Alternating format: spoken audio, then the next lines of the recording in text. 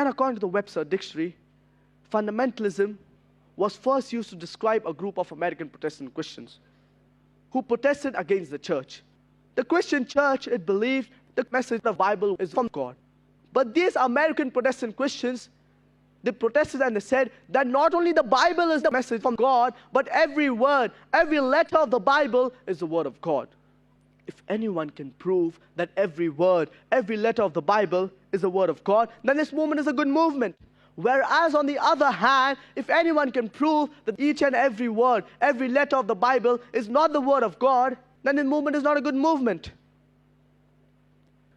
According to Oxford Dictionary, fundamentalist is a person who strictly adheres to the ancient doctrines of any religion. And the revised edition of the Oxford Dictionary, fundamentalist is a person who strictly adheres to the ancient doctrines of any religion, especially Islam. This word, especially Islam, has been added in the revised edition of the Oxford Dictionary.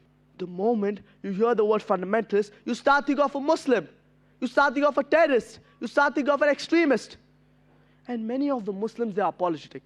They say, no, I'm not an extremist. I tell the people, I am an extremist. I'm extremely kind. I'm extremely merciful. I'm extremely loving. I'm extremely honest. I'm extremely just. What's wrong in being an extremist? Why are we apologetic? What's wrong in being extremely kind, extremely honest, extremely just, extremely loving? Allah subhanahu wa ta'ala says in Surah Baqarah chapter number 2, verse number 208. Udkhulu fi silmi kaffa. Enter into Islam wholeheartedly. You can't say partly when it will benefit me, I'll be just, and when it will not benefit me, I will not be just.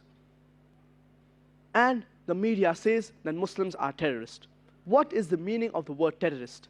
Terrorist by definition means a person who causes terror. And many a times, two different labels are given to the same person for the same activity. About 60 to 70 years back, before India gained its freedom, there were people who were fighting for the freedom of the country.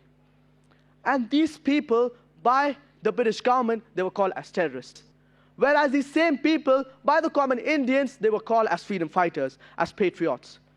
Same people, same activity, but two different labels. If you agree with the view of the British government that the Britishers had the right to rule over India, then you would call these people as terrorists. Whereas, if you agree with the view of the common Indians that the Britishers had come to do trade and they had no right to rule over us, then you would call these people as freedom fighters, as patriots. Same people, same activity, but two different labels. And you have several such examples. We have the example of the American Revolution that took place in 1775. George Washington, he was called as terrorist number one. Later on, when America gets its freedom, George Washington, he's made the president of USA. Imagine terrorist number one, he's made the president of USA. We have several such examples. We have the example of Nelson Mandela. When South Africa was ruled by the white apartheid government, Nelson Mandela was imprisoned in Robben Islands for more than 25 years. And Nelson Mandela, by the white apartheid government, was called as terrorist number one. Later on, when the white apartheid government is thrown out and South Africa gets its freedom, Nelson Mandela, he's free and he gets the Nobel Prize for Peace. Imagine, terrorist number one gets the Nobel Prize for Peace. It was not that he was bad, then he became good. For the same activity for which he was called as terrorist, he gets the Nobel Prize for Peace. So here we realize, the media, it is very powerful. It can turn black into white, white into black, hero into villain, villain into hero.